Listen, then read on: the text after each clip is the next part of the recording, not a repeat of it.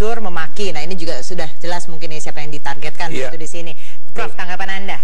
Kata jangan sampai salah pilih ini bukan kalimat yang baru. Pada pemilu kada 2012, ini kalimat ini pula yang dilontarkan oleh para kiai, ya, oleh para pemuka agama di masjid-masjid, termasuk di Masjid LIPI. Ya, saya harus berani mengatakan demikian. Jangan salah pilih, nanti 5 tahun yang akan datang Anda akan dipimpin oleh seorang yang non-muslim. Itu kalimat yang lengkap yang waktu itu dikumandangkan pada saat Pilkada DKI 2012 ya. Dan kalau Anda perhatikan mengenai kalimat-kalimat bahwa jangan sampai kita memilih orang yang kasar, kemudian menggusur orang dan sebagainya, ini juga kalimat-kalimat yang diulang-ulang oleh Agus Yudhoyono. Tapi Anda lihat saat di malam, begitu beliau juga ditanya oleh Pak Ahok mengenai lalu alternatif Anda untuk bikin bangunan yang mengapung itu gimana, katanya oh itu hoax dan saya tidak pernah mengajukan itu, padahal dia pernah mengungkapkan hal itu. Bagaimana kita bisa itu tanpa harus orang kehilangan posisi di tempat yang menjadi habitatnya, itu pembangunan bisa terjadi. Walaupun kata Ahok, bagaimana bisa terjadi kalau memang yang namanya sungai yang cuma 5 meter akan saya lebarkan jadi 30 meter, bagaimana kemudian bisa dibangun di tempat yang menjadi habitatnya itu, yang kemudian tidak bisa dijawab oleh Agus tadi malam. Oke, tapi kalau kita bicara soal kata-kata kasar, kemudian suka menggusur, memaki, ini kan sudah sering kali kita dengar begitu ya. Ini masih peduli nggak sih orang dengan karakter-karakter atau apa ya, mungkin hal-hal yang tidak sepenuhnya disetujui oleh warga DKI Jakarta yang sudah... Kalau buat saya mungkin untuk sebagian orang masih berpengaruh, khususnya bagi orang-orang yang terkena gusur ya, khususnya di kayak wilayah-wilayah yang boleh dikatakan di bantaran sungai dan sebagainya. Tapi bagi orang yang kemudian bisa melihat bahwa akibat digusur itu mereka kemudian menempati rumah ataupun rusunawa yang lebih manusiawi, tidak pernah lagi pusing kena banjir, mungkin persepsi mereka udah mulai berubah ya. Demikian juga kalau Anda perhatikan ya, dulu orang ribut ketika wilayah di Tanjung Priok ya, Kalijodo, Anda tahu ya, digusur itu juga orang ribut. Menggusur sekian banyak orang, bagaimana dengan sekolah anak-anak dan sebagainya. Begitu mereka melihat apa yang terjadi setelah Kalijodo itu diubah menjadi suatu wilayah yang boleh dikatakan ramah buat anak, buat keluarga, buat juga kaum perempuan dan sebagainya, itu tentunya persepsinya akan berubah juga. Jadi yang jadi tantangan sebetulnya yang tadi Anda tanyakan kepada Imelda ya, teman saya di Partai Demokrat itu, harusnya beliau bisa menjelaskan kira-kira dalam satu hari terakhir ini yang tinggal berapa jam lagi, Agus itu harus meyakinkan kepada para pemilihnya bahwa dialah orang yang paling tepat untuk menjadi orang nomor 1 di DKI Jakarta. Ya, kenapa demikian? Karena Anda tahu, maaf kata, itu Pak Silvi itu menjadi posisi yang sangat negatif di dalam pasangan ini. Kenapa demikian?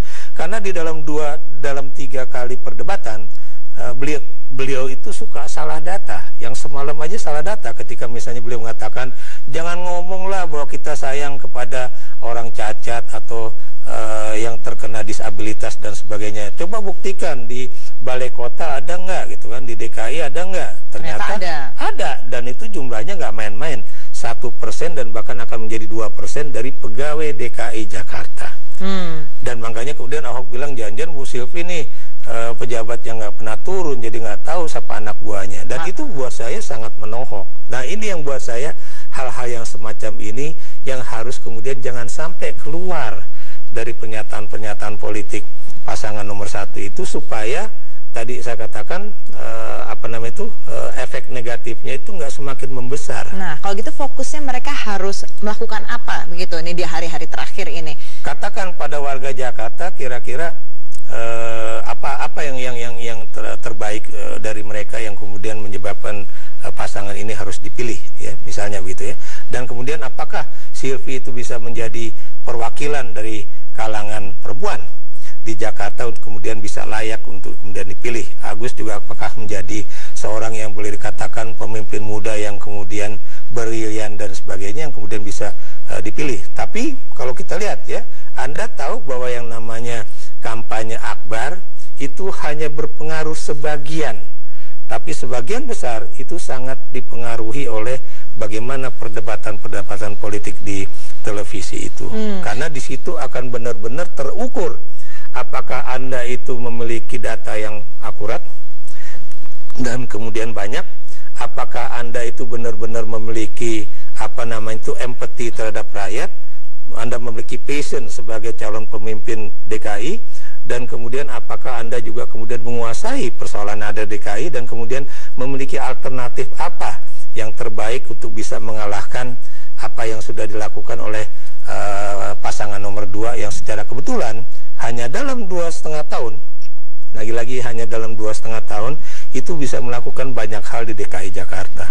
Tadi Anda sebut soal tokoh sentral di Agus Silvi, yaitu Susilo Bambang Yudhoyono, di mana jadi top influencer juga tadi dari data kami. Nah, kalau Anda melihat ini, ada kampanye akbar hari terakhir nih sebelum masa tenang begitu, haruskah dia juga memberikan orasi politik melihat ada sentimen justru kebanyakan negatif gitu yang diakibatkan oleh statement-statement dari SBY sendiri? Menurut Anda?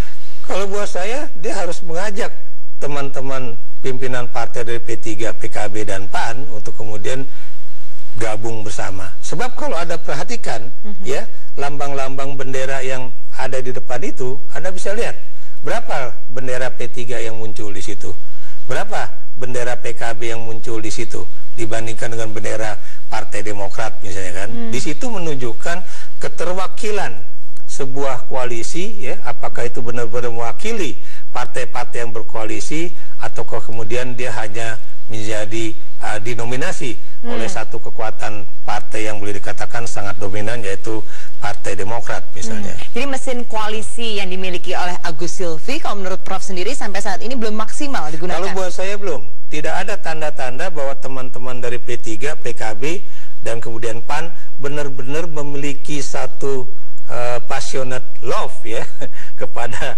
pasangan nomor 1 untuk kemudian mereka benar-benar memperjuangkan supaya goal menjadi gubernur dan wakil gubernur. Karena saya melihat bahwa teman-teman dari 3 partai ini tampaknya itu lebih sebagai pelengkap penyerta aja, kalau tidak bisa dikatakan pelengkap penderita, karena mereka kebetulan memang 3 partai yang tidak memiliki calon atau kemudian tidak memiliki dana yang cukup untuk kemudian bisa mengajukan calon yang untuk kemudian bisa dimenangkan. Tapi berpengaruh nggak kalau misalnya mesin koalisi ini digunakan? Kalau buat saya berpengaruh, karena biar bagaimanapun Anda tahu ya, P3 itu dulu menjadi partai terbesar di DKI pada zaman Orde Baru. Harus ingat, P3 pernah menang. Tapi Anda tahu bahwa P3 ini secara kebetulan pecah antara P3-nya Roma Hurmuzi dengan P3-nya Jan Farid, ya. Jadi itu juga menjadi satu pengaruh yang cukup besar, ya. Dan kalau Anda perhatikan, bukan mustahil di DKI ini P3-nya Jan Farid itu lebih menguasai wilayah ketimbang P3-nya Roma Hurmuzi. Mungkin karena itu juga kah jadinya tidak bisa maksimal gitu digunakan mesin koalisi? Kalau Anda lihat ya, tokoh P3 yang ada di DPRD DKI Jakarta itu kan P3-nya Jan Farid yang ini, ya. Dan Anda perhatikan juga ya, mereka yang lebih militan untuk bicara mengenai Jakarta ketimbang P3-nya Romi. Kalau saya harus berterus terang mengenai hal itu, ya. Dan itu kalau Anda lihat ya, tuh mana birunya kan jauh lebih banyak, hijaunya mana, dan saya juga tidak melihat itu mana gambar bendera PAN-nya, ya. Tadi juga Prof juga itu mengatakan ada beberapa bendera PAN masih ada di situ. Mungkin ini juga karena Hatta Rajasa juga dikatakan juga akan hadir begini, ya. Masih besannya SBY. Iya. Nah, Prof, kalau tadi Anda katakan juga di sini belum jelas sebenarnya Hatta Rajasa. Kalau Agus pengen menargetkan ke pemilih muda, kemudian ke Ibu Silvi sendiri lebih ke wanita, mungkin juga ke muslimah gitu ya, kalau kita lihat di sini. Nah, tapi apakah kampanye yang digelar selama ini gitu, selama masa kampanye sampai gongnya hari ini, mereka berhasil mencapai target audiens yang mereka inginkan? Kalau menurut tadi teman saya Melda, ya, beliau mengatakan bahwa targetnya cukup tinggi, ya, yang hadir di dalam pertemuan Agus Silvi di lapangan itu ratusan ribu, bahkan dia bilang ada pasangan paslon yang tidak berani turun. Menurut saya itu juga nggak benar, ya, karena biar gimana pun 3 pasangan itu pasti pengen turun ke lapangan.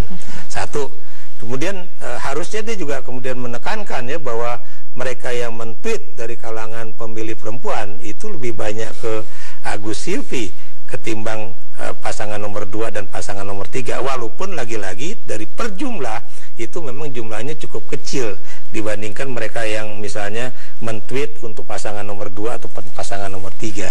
Jadi ini yang buat saya harusnya dianalisis ya. Dan kalau dikatakan bahwa mesin elektronik yang dimiliki oleh pasangan nomor 1 itu memang cukup canggih, karena memang itulah mereka menggunakan kalangan profesional untuk melakukan itu, dan bukan kalangan yang boleh dikatakan memiliki kebebasan dan kemudian tadi saya katakan memiliki passionate love ya, untuk kemudian mendukung tanpa adanya sisi-sisi yang lain secara ekonomi. Jadi itu yang buat saya menjadikan pasangan nomor 1 ini lebih bersifat mekanik ketimbang dari hati nurani mereka begitu. Itu yang buat saya harusnya menjadi tantangan untuk pasangan nomor 1 ini. Nah, kalau tapi pendekatannya mekanik, tidak passionate love begitu kalau tadi kata Prof. Ikrar sendiri, tapi ini kan Agus bisa dikatakan orang baru.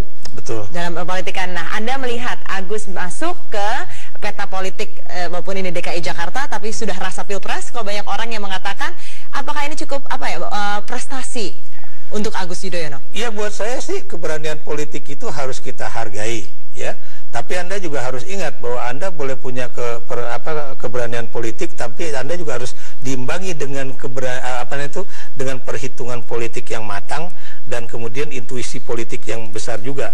Kalau Anda lihat dari 3 paslon yang kemudian tidak menjawab secara tegas apakah Anda akan maju menjadi calon presiden, itu cuma pasangan nomor 1. Agus tidak menjawab bahwa tidak, saya akan maju, tapi dia masih menggunakan kata-kata yang bahwa itu tergantung kepada istilahnya itu ya, pandangan masyarakat dan sebagainya ya. Jadi di situ menunjukkan betapa dia masih memiliki keinginan untuk kalau memang dia terpilih menjadi gubernur, itu seperti juga Jokowi, dia akan melangkah maju untuk tahun 2019 yang mau tidak mau itu pendaftarannya harus dimulai tahun depan. Oke, baik, kita akan bahas lagi.